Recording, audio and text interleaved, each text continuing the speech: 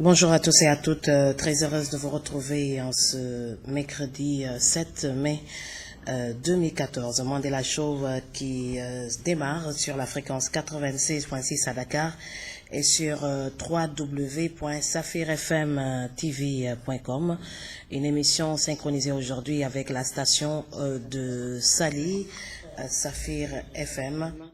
Bonjour à l'équipe de Sali, bonjour à Madame Thiam. Bonjour Madame Della, bonjour à toutes les auditrices et auditeurs de Safir FM TV. Très bien, certainement Cédina va prendre l'émission en route, sinon on sera en direct avec lui demain. À la une du quotidien Le Soleil, Macky Sall au journal Le Monde, dans un dossier judiciaire, il ne peut y avoir d'accord politique. Amélioration du climat des affaires, l'ambassadeur américain optimiste pour le Sénégal. Aide à l'Afrique, le premier ministre chinois annonce 12 milliards de dollars supplémentaires. Ouverture de la frontière avec la Guinée, le dispositif de veille sanitaire maintenu. Et à propos des universités, 62 599 étudiants ont reçu leur bourse. Abdoulatif Coulibaly, ministre de la promotion de la bonne gouvernance, porte-parole du gouvernement. Attendons les locales pour voir si le PDS a ébranlé le pouvoir. Foot, match amical Burkina-Sénégal. Les Lions ont finalement trouvé un second sparring partner et beaucoup d'autres articles intéressants à lire dans le quotidien national Le Soleil. L'Observateur nous parle du président de la République, Macky Sall. Évoquer un accord politique dans le cadre d'un dossier judiciaire, c'est faire insulte à la justice. Annoncé à Guédiawaye, Wade débarque à Pikine et offre 5 millions de francs CFA à des proches. Local 2014, publication des listes d'investiture. Confusion générale, plateau, Macky annule la liste Benno Bokk Yakaar. Fatigue, l'APR présente 3 listes. Pikine, 14 forclusions enregistrées. Guédiawaye, Malick Gakou absent des listes. Louga, le Parti socialiste ligue avec Fekke Massibole contre Benno Bokk Yakaar. Ogo, 4 personnes en prison, 2 recherchées. Et un article intéressant sur Abdoulaye Ndiaye, humoriste co-animateur de Koutia Show, le binôme de Koutia. L'AS nous parle de 500 kg de chanvre indien saisi à Soumbédioune et un refus d'ôter son turban à Bré et la BIP se tiraille. L'incident fait capoter l'audition dans le fond. Le régisseur du Cap Manuel a dit niet au procureur Mbacké Fall. Le coordonnateur de la chambre d'instruction avertit le procureur. Publication des listes locales. Les prétendants connus place au jeu. Tanordien convoite aussi le département de Mbour. Gueule tapée face to face Pape Diop, Djamil et Maître Baba Diop. La Médina de toutes les convoitises et à Fatick, APR, bataille en perspective. Premier ministre et tête de liste Benno Bokk Yakaar à Grand Yoff, Aminata Touré, parle de ses ambitions et de son avenir. Libération nous parle de l'accord politique pour solder le dossier Karim Wade. Macky Sall dignate et contentieux judiciaire, l'opposant à TSE, Transen ramasse une grosse claque. Le quotidien nous parle des biens mal acquis, de la guerre en Syrie, de l'affaire Habré. Macky parle au monde. Dossier Karim Wade, évoquer un accord politique, c'est faire insulte à la justice. Il confirme sa présence, la présence de djihadistes sénégalais en Syrie. Et la SAR qui relance l'appel d'offres, Itok descend du tanker. Benno Bokk Yakaar Forcolo, Alioune Ndoye servi sur un plateau. Maudit si responsable de l'APR à Matam, c'est le parti contre le parti. Et après la réouverture de la frontière avec la Guinée, le Sénégal monte la garde. Le populaire nous parle de Dakar Dem Dikk qui fait des misères à ses usagers et la publication hier des listes pour les locales du 29 juin à 2014, éclatement, forclusion et bizarrerie, APR et Benno, le scandale des investitures. Pléthore de listes, le coup de gueule du sous-préfet des Parcelles Assainies et le président qui coupe court aux supputations sur l'affaire Karim Wade. Pensez-vous qu'en démocratie, la justice puisse négocier des accords politique. L'évoquer, c'est faire insulter la justice sénégalaise. Plusieurs personnes ont été arrêtées. En faire une question personnelle ne me paraît pas pertinent. Abdou Diouf se désole du sort actuel du Parti socialiste, c'est quand même le parti de Senghor. Et d'autres articles également intéressants pour lire dans ces quotidiens. Donc je vous laisse, Madame Thiam, lire la suite des titres à la une des quotidiens de ce mercredi 7 mai 2014.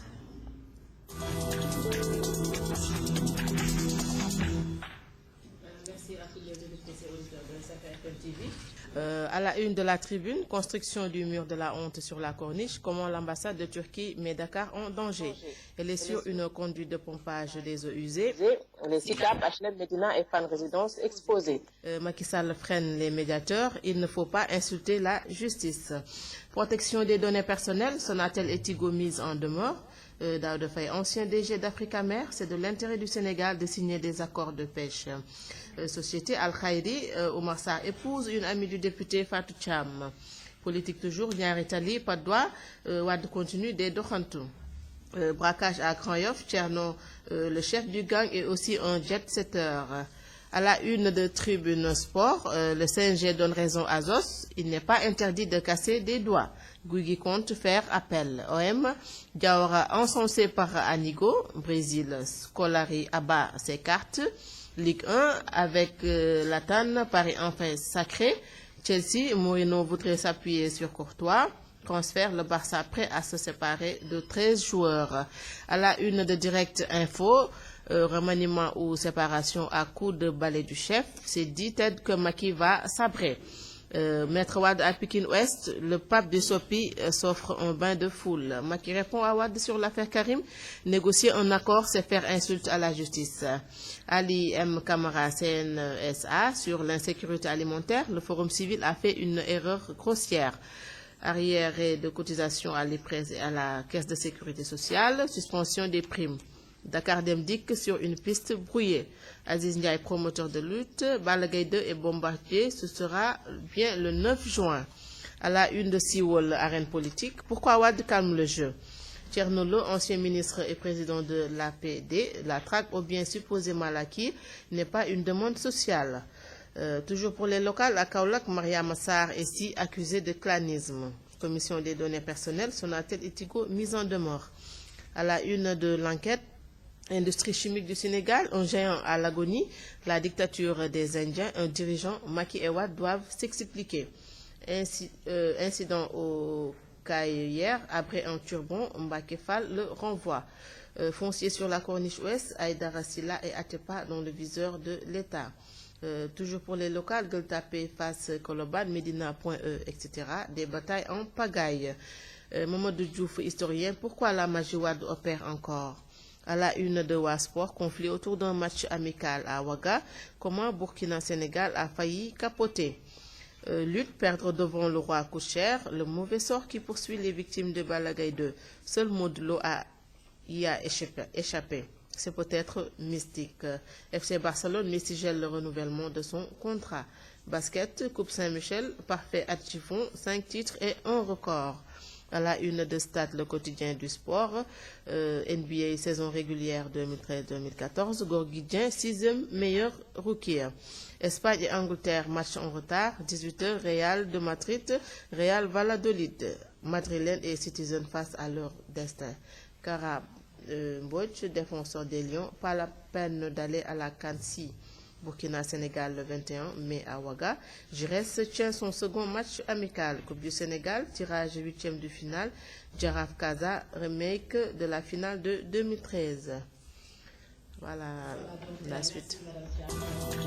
Sédina est en ligne, on va voir s'il est toujours en ligne. Bonjour Sédina. Apparemment, il est parti parce qu'il doit en principe assurer la première partie de l'émission et partir travailler. Voilà, donc ñu tàmbali rek waxtaanu subatel bi tey ndax tey moom information yi am na solo li ñu gën a attiré suñu attention mooy président Macky Sall bi tontu Abdoulaye Wade fële ci journal Le Monde à propos du dossier Karim Wade, évoquer un accord politique, c'est faire insulte à la justice ndax temps yëpp gis nañu le président Abdoulaye Wade dal bu mu dal mu jaaxal nit yi bañ ci commencé di wax certainement dañuy négocier ci suuf pour Karim Wade mun a génn moo tax mu jugé woon nécessaire dem fale ci au journal Le Monde tontu wax ci à propos des biens mal acquis guerre en Syrie ak affaire Hissène Habré loolu su weesoo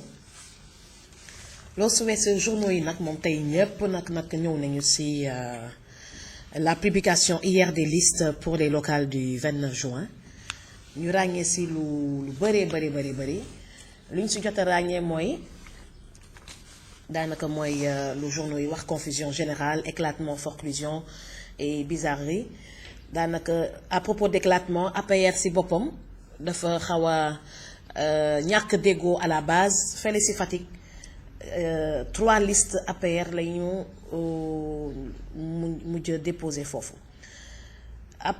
fële tamit ci Ogo mu am 4 personnes en prison 2 personnes recherchées ndax foofu moom xawoon na tàng ba ñu kidnappé fii benn nit Louga parti socialiste moom dafa bool ànd ak fekkee ma ci boole contre Benno Bokk Yaakaar Malick Gakou coow li bëri woon na torop ci moom finalement bokk ci liste yi bu Moustapha Niasse waxtaanee ak moom mu bàyyi ndax élection locale yi soo seetee ba seet jarul xëccoo Pikine nag moom y avait 261 listes su ma juumulee pour 21 communes après il y a eu 14 forclusions enregistrées et au plateau Macky Sall dafa annuler la liste Benno Bokk Yaakaar lii yëpp mooy woon que pare wuñu woon kenn pare wu woon aussi bien l'APR que le parti socialiste que les autres partis Benno Bokk Yaakaar kenn pare wu si woon parce que su fekkoon dañu pare woon kon du ñu enregistré ay forclusion yu bëri wala ñi nga xam ne dañuy ñëw après minuit wala ñi nga xam ne sax jotoon mënuñu woon ñëw wala et encore yu gën a garaaw mooy à Vélingara des Benno Bokk Yaakaar qui dépose des listes boo xam ne majorité kii rek ñoo fa nekk les titulaires fàtte def suppléants yi parce que liste balaa muy valable da ngay def titulaire ak suppléant ñoom ñëpp dañu ku si nekk yaa ngi doon jàmbaarloo di ne pare naa donc aujourd'hui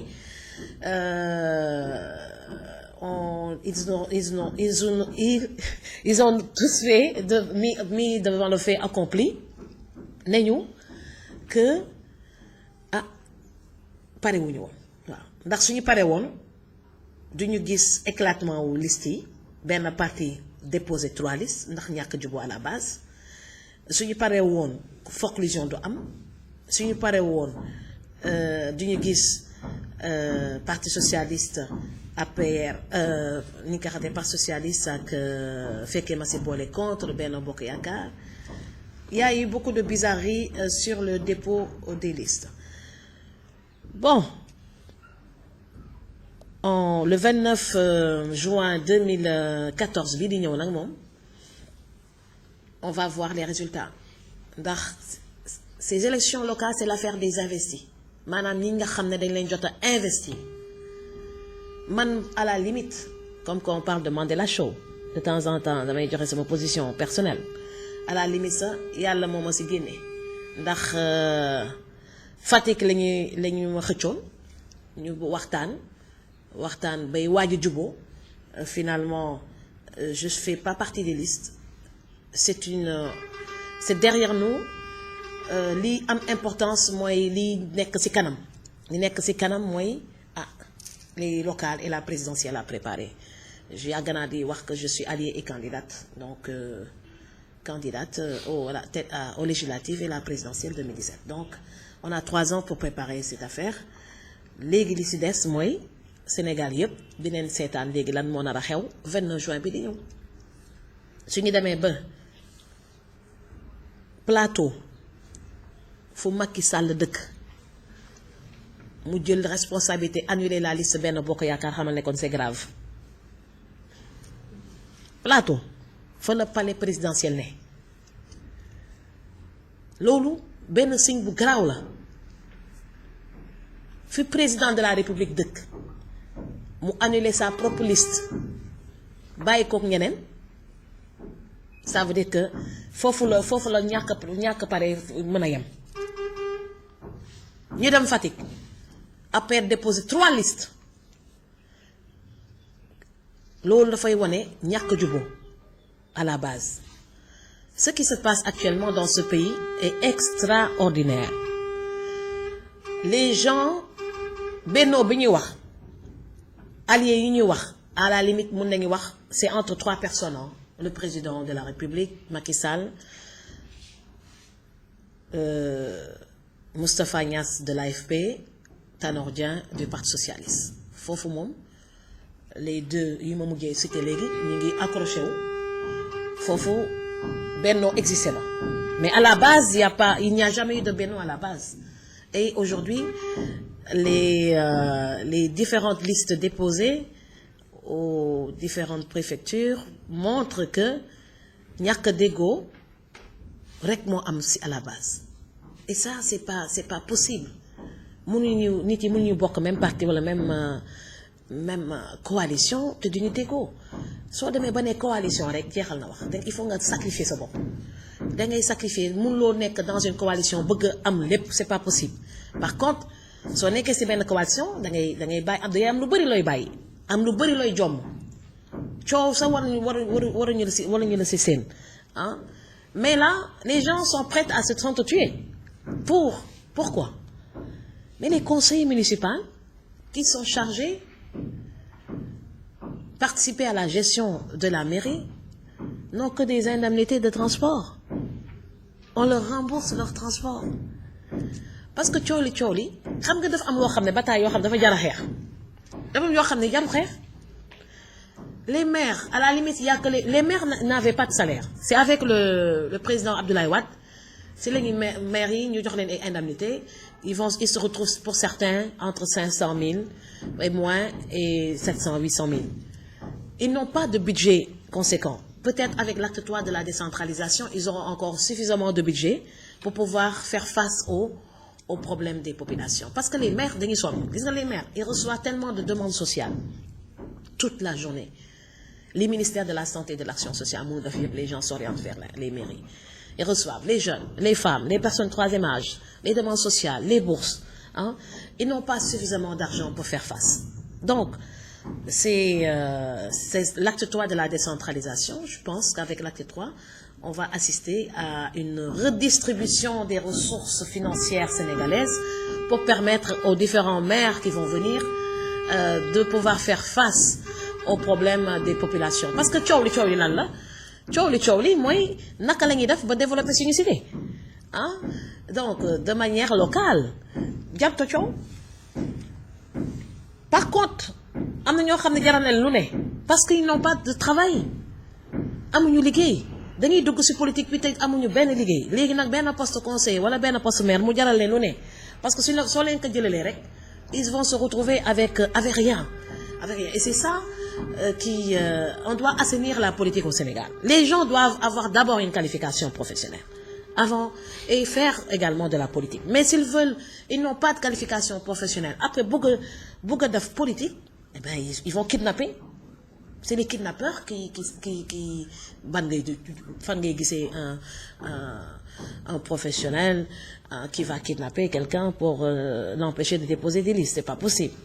Hein? Par contre, il y a des actes d'animal quoi. Donc là il faut malala quoi. Donc les gens qui se battent devant tout le monde pour déposer des listes dama gisul ko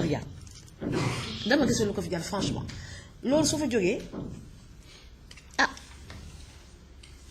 il y a un journal, je pense c'est la Tribune ou bien Direct Info qui parle de le président de la République va couper ces 10 têtes que Macky va sabrer, remaniement ou séparation à coup de balai du chef.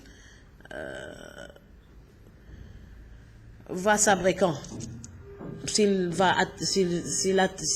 veut attendre quand même les résultats, c'est le 29 juin. Certains vont me dire 29 juin, je ne vais pas parler parce qu'on est aujourd'hui on est 7 mai, juin. Donc c'est 1 mois et demi. Hein? D'autres vont dire, écoute, pourquoi attendre les locales quand on n'est pas satisfait de ces ministres? D'autres vont dire, bon, écoute, c'est pas la peine de se presser, attendons de voir. Attendons de voir le 29 juin et à y voir de près, comme que Benno à la tête a réussi à s'accrocher, dañuy jafandu nag ba mu dëgër. Xam nga les journalistes dañuy faral di wax Benno Bokk Yaakaar tas na à la base dafa tas à la base mais si kaw tasul de li ñu gis moom si kaw tasul. Donc on voit par contre des personnes qui vont s'accrocher mu jaral leen lu ne et ils vont assister à ce désordre à la base qui fait rire et c'est dommage qu'ils offrent ce spectacle au peuple sénégalais, mais ils vont s'abstenir. Les gens n'iront pas voter. C'est ça le problème. Durant les législatives, ay tête de liste ñoo fa newoon yu mag coow li jiituñu woon coow li bi ñu jiitoo wax affaire traque des biens mal acquis boobu sax commencé guñu kon wax mais dañu doon wax affaire déclaration de patrimoine mais Sénégalais yi dañoo jéppi ils se sont même pas déplacés pour aller voter mais ce sera encore pire si local yi di les gens n'iront pas se déplacer pour aller voter pour faire quoi parce que gis nga les gens vont voter aller voter coûte cher pour certains aller voter ça coûte cher c'est pas encore gratuit au Sénégal. Quand ce sera gratuit, les gens où il y aura une loi qui va rendre obligatoire le vote, eh ben il y aura un fort taux de participation. Mais je vois mal des Sénégalais qui vont prendre le bus pour aller jusqu'à Koulikoro ou Fatick ou Casamance pour aller voter pour une liste si on ne leur rembourse pas leur transport. Donc il y a ce problème qui se trouve. Dëkk bi dafa nit yi dañuy sonn. Donc 10 000 francs ou 20 000 francs nga passe ko dem ba Casamance rien que pour voter parce que c'est foofu nga inscrire dina am ñoo xam ne ñu bari ñoo xam ne du leen ko jaral nañ préféré taxaw toog di seetaan. Donc il y aura un fort taux d'abstention durant ces locales à venir. Les gens vont se préoccuper de régler leurs dépenses quotidiennes du 29 juin au lieu d'aller prendre le bus pour aller à Matam ou à Podor pour aller voter pour quelqu'un qui est tête de liste qu'on ne connaît pas. Donc durant ces locales, il y a beaucoup de têtes de liste que les gens ne connaissent même pas ou bien que les gens n'aiment pas et du leen jaral yenn yi dafa uteeg législative dafa uteeg présidentielle da ngay bëgg en finir avec un régime mu am toute une campagne de promotion derrière et les gens disent écoute on ne veut plus de cette personne et là mu am benn fort taux de participation pour en finir mais c'est tellement différent avec les législatives parce que dans l'esprit des Sénégalais dañu ne lu tax ma ngay voter mu nekk député nag ay yore 4-4 am di ma nargué xam nga Sénégalais yi noonu la ñuy xalaatee ñun ay Sénégalais dañu xam nañu bu baax ni ñuy xalaatee ñeneen ñi da wax naka lu tax may ñëw di sonal sam bopp di ko dem voter pour mu nekk maire wala conseiller tal naa leneen man na débrouiller boppam. Eh bien c'est à ce spectacle que les gens vont assister et ku ma weddi lu si kanam raw yi li bët il y aura un faible taux de participation. Donc durant les élections locales, la preuve écoute quand on assiste à 14 forclusions enregistrées à Pékin, qui va aller voter? Ñi bokkoon ci liste yooyu ñoom déjà gedd nañu ba pare. Je les vois mal aller voter pour une autre liste. Ils vont se croiser les bras. Moi à Fatick donc dama leen doon gunge je me battais pas pour être maire mais je n'irai pas voter. sama yoon ne aussi taxaw seetaan. su ko defee ñeneen ñi ni ma réagiré noonu la ñeneen ñi di réagiré les gens vont croiser les bras et vont les observer. Plateau maintenant il y a même pas de liste Benno Bokk Yaakaar foofu les gens iront voter parce que danañ ko jaral donc l'affaire des locaux c'est dala koy jaral nga dem voter gi gisuloo si sa bopp nga seetaan tu vas faire autre chose beaucoup plus intéressant et après maintenant politique daal li ñuy offrir peuple sénégalais yi offrir ñu jàmm offrir ñu réconciliation offrir ñu lu dal xel ak ñoo waroon nag góorgóorlu pour offrir lu dalal xel surtout ci période yi waaw mais ñu ngi xëccoo di xëccoo lan sooy xëccoo da ngay xëccoo lu ko jar les maires se plaignent tous qu'ils n'ont pas de moyens nga bëgg léegi nag reyante génne jaasi pour dem pour loo xam ne soo demee ba si biir ngay doog a découvrir que lii dara jaru ko su ko defee gis nañu tamit que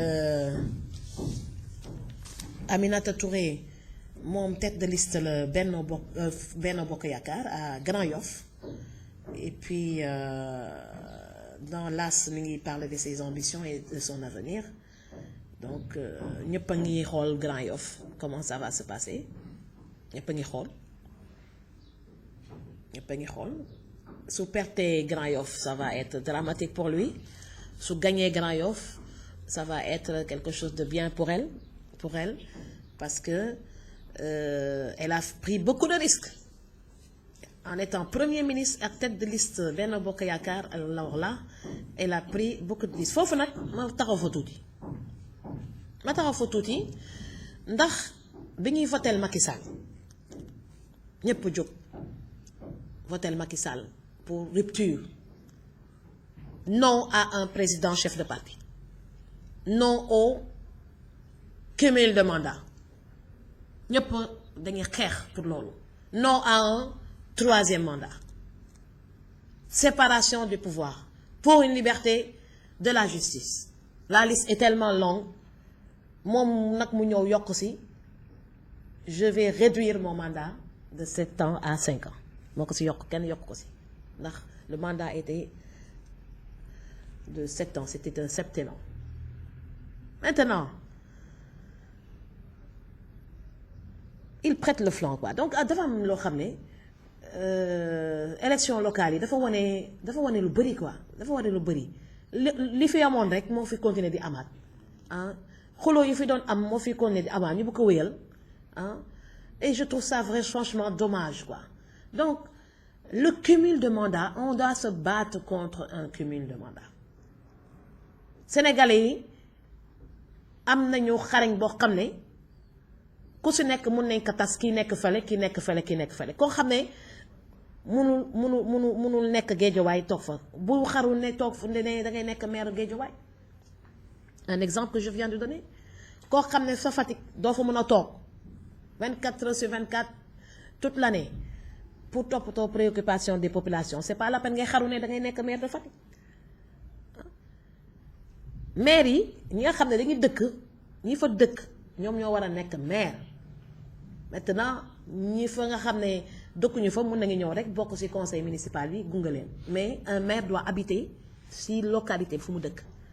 Podor ku fa war a nekk maire dafa war di xëy dafa war di fanaan di yeewu dafa liggéey foofu la ñu war a aboutir mais waruñu am ministre maire ah. Comment une personne peut se doubler? Nga yore par exemple un ministère, un exemple de la communication, Cheikh Bamba Dièye, ah, maire de Saint-Louis. Comment on peut gérer 2 départements aussi importants? C'est pas possible. C'est pas possible. Soit da ngay nekk ministre wala nga nekk maire mais mënuloo nekk ministre teg si nekk maire. Finalement nit ki lan lay chercher en étant ministre maire. xam nga doylu dafa nekk loo xam ne dafa nekk lu am solo ñetti exemple yi ma joxe léegi c'est des exemples que j'ai triés au hasard, c'est venu spontanément dans ma tête comme ça. Je ne cible personne ah liste bi mën nañ ko continuer des députés maires. Barthélémy Diaz il est député maire Sacré-Cœur mais dañuy benn époque boo xam ne loolu waratuñu ko am fii Sénégal da ngay nekk député yam fa soo bëggee nekk ministre nga démissionner sa poste député dem fekk nommé nañ la ministre soo perte sa poste ministre nga delluwaat jël sa poste député.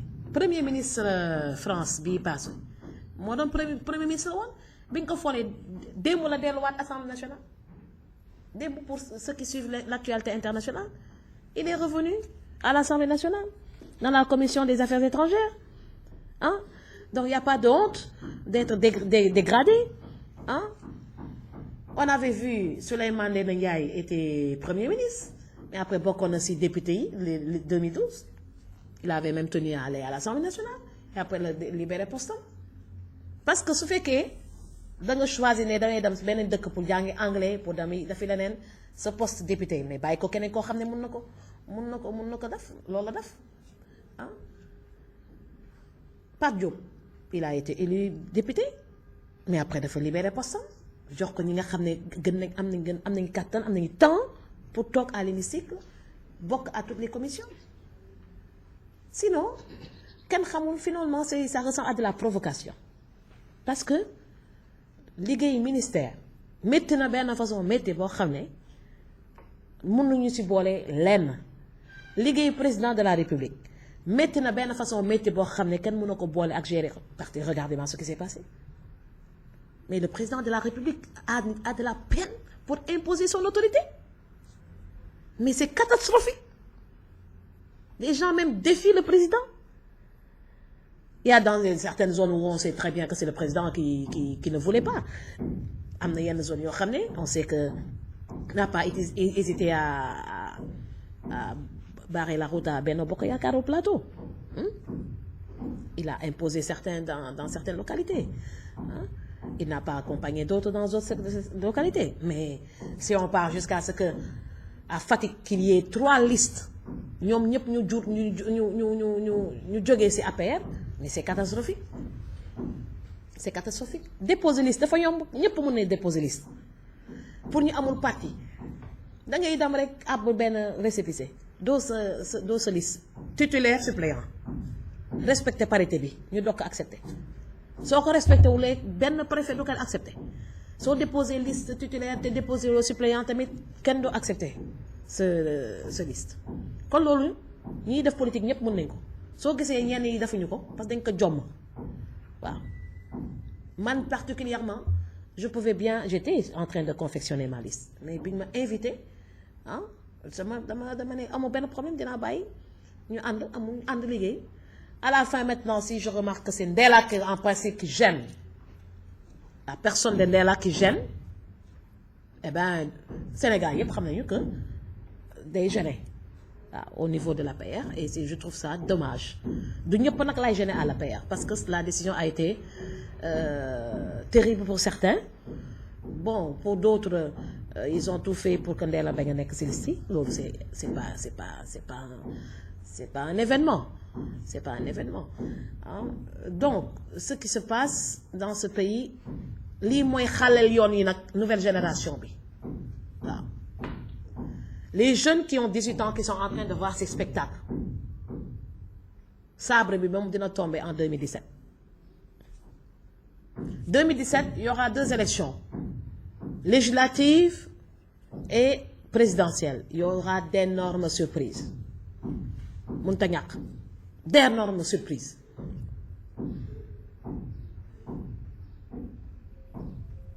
le président Abdoulaye Wade nit yaa ngi ko doon séntu tamit ci liste yi bokk ci ndax dafay am egg benn stade boo xam ne am na lu bari dañ koy jomm daal am na lu bari dañ koy jomm dañ koy bàyyi xale yi dañ koy bàyyi ñu amagul dara ci lu ñu jàpp doo xëccoog ñoom su ko defee yoon bi yépp xaw a yaraax ku ne am ci loo jàpp mais élection bu jot nga bëgg say jafandu élection bu jot nga bëgg say jafandu mu jaral la lu ne quand on doit saluer la décision de Malick Gakou finalement qui s'est pas présenté à Guédiawaye ñëpp a nga ko foon xaar mais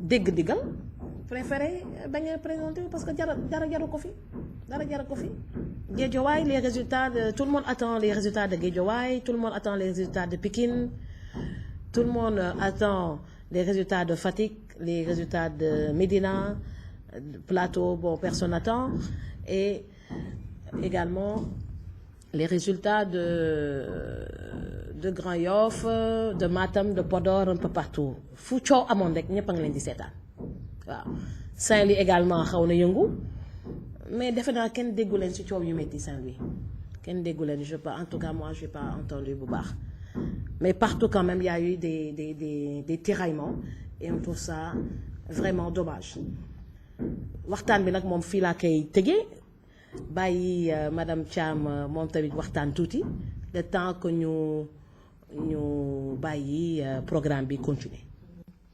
Madame la directrice, merci beaucoup. Merci à toutes les auditrices et auditeurs de Safir FM TV aussi. Tey ma def jàngat bu am solo ci li nga xam ne moom la madame Ndella Madior wax ci affaire locale yi gis nañ ne confusion am na gis nañ ne bizarrerie am na comme ni ñu koy waxee yaakaar naa ne loolu yëpp li ko waral Sénégal dañ toll foo xam ne dañu war a tabaxaat institution yeeg organisation yi nga xam ne yëpp moo nekk fii ci Sénégal.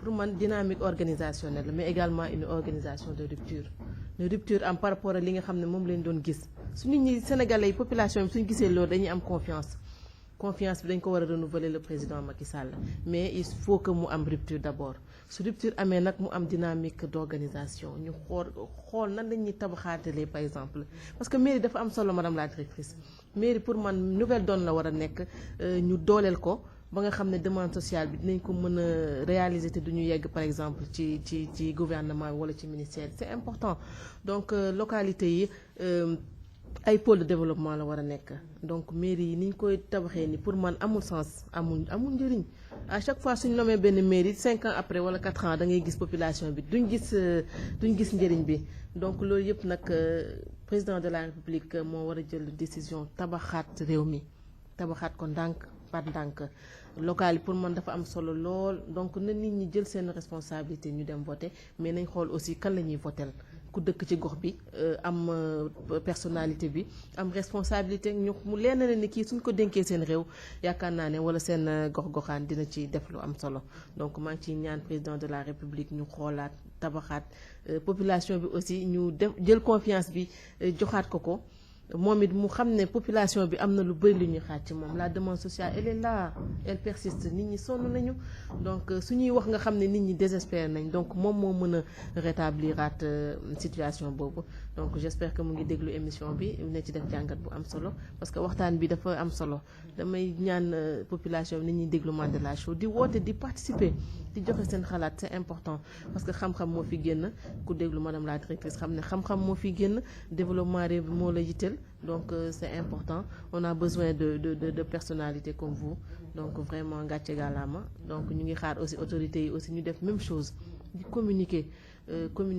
ci mbirum développement ci mbirum localité wala lan mooy c'est important réew li ko tabax ci xel mi la donc ñu dooleel mairie yi teg fa ay nit ñu responsable nit ñoo xam ne suñ leen dénkee li ñu leen dénk dinañ fa def ay résultats et c'est très facile localité defar ko il suffit que nga waxtaan ak population bi ngeen di déggoo xalaat yi di génn suñ ko defee rek réew mi day jëm kanam voilà.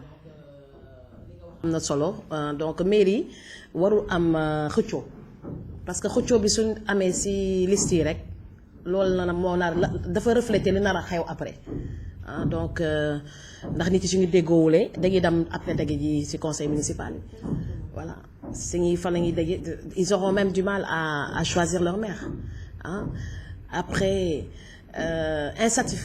insatisfaction population bi dañ koy gis après parce que actuellement mairie comme ni ngay wax pôle de développement moom la war a nekk un pôle de développement ce fait que le maire n'a pas cette préoccupation ou bien n'a pas un budget pour faire face eh ben il y aura tout le temps des problèmes da ngay gis ñu ne maire bi de moom mi ngi fi woon depuis juróomi at waaye de moom def fi dara gisuñu lu mu def de keneen la ñuy fal parmi ñan la ñuy fal ñi war a falu xëccoo xiiroo ba gars yi jéppi leen loolu waroon nañu dépasser aussi lii ces élections locales devaient être reportées pour que nit yi jël seen temps pour organiser correctement mais bon c'est fait maintenant on assiste à ce spectacle et ben le 1er juillet on verra les résultats ce sera le 1er juillet Inch'Allah et puis la vie va continuer parce que président de la République bi ma gis de Macky Sall bi il prend tout son temps waaw prend tout son temps. Et on a l'impression qu'il est pris en otage et je trouve ça regrettable. Il n'est jamais trop tard pour FIPO. Il n'est jamais trop tard pour réagir, pour régler les problèmes des populations, pas les problèmes des alliés. Parce que quand on est pris en otage, c'est parce que le président ne doit pas accepter que affaire yi càng daal affaire yi càng ndax mënoon a demee neneen liste yi mënoon nañ ko déposer partout mu rafet mais mujjewuñu am su ñu demee ba plateau si boppam amul Benno Bokk Yaakaar c'est qu'il y a un grand problème parce que le plateau abrite tous les ministères pratiquement le palais de la République. Si le président n'est pas majoritaire dans son quartier, c'est un problème. C'est un grand problème. Et c'est pas une chose à prendre à la légère. On va pas dire, oh, c'est pas grave, mais c'est extrêmement grave. C'est extrêmement grave. Hein? Certains vont dire, écoute, lolu war won am. Déggoon nag man de déggoon naa affaire boobu mais góob ma ko woon parce que ne xalaatu moon que dinañ sàggan ba duñu nekk quand même au plateau hein? Mais bon ça prouve que tout va éclater parce que le plateau qui abrite l'Assemblée nationale, le plateau qui abrite le building administratif, le plateau qui abrite on peut dire le Sénégal, le plateau abrite carrément les départements extrêmement importants de l'État. Si maintenant ceux qui dirigent ces départements ne sont pas représentés, c'est tellement symbolique et significatif que amatul dara luñ suy mën a yokk ñu tàggatoo bàyyi programme bi woy maa ngi leen di gërëm di leen sant si déglu bi ñu déglu Seydina moom defe naa suba di leen teel a ka jox mu mën a bokk tey su bokkoon moom teg dëkk bi. Émission Mandela Show vous revient en force, présentée par Ndella Madior Diouma Diouf du lundi au samedi de 8h à 9h sur votre radio Safir FM Dakar 96.6. La radio qui vous dit votre avenir, avec à la une de nos quotidiens nationaux, le point de vue de Mandela, et pour terminer en beauté, donner la parole à la diaspora sénégalaise. En partenariat avec votre site d'information générale khalimesn.com, vous aussi, vous pouvez y participer en direct en appelant le 88 628 04 14. Mbokk yi, barigo si mbartal, pousse mu dem, poussul mu dem. Ba tax seen émission Mandela Show, non kenn du ko tee. Di émission bu amul fenn, di émission bu leen radio Safir FM 96.6 Dakar, radio bu lay wax sa ëllëg nu muy tëddee moo leen koy jagleel suba su jot si bu 8h jotee jàpp 9h ngeen ànd seeg seen jigéen Ndella Madior Diouf fas yéene ànd ak yéen jukki leen lu gën a fës si yéene kaay yi waxtaan ak yéen ci xew-xewu réew mi jeexale ko jox kàddu gi sénégalais yi nekk bitim réew lépp nag ci biir Mandela Show lay xewee lëkkale seeg seen site khalimesn.com yéen tamit bu ngeen si bëggee bokk woote leen si 88 628 04 14 cey Safir mooy bombu de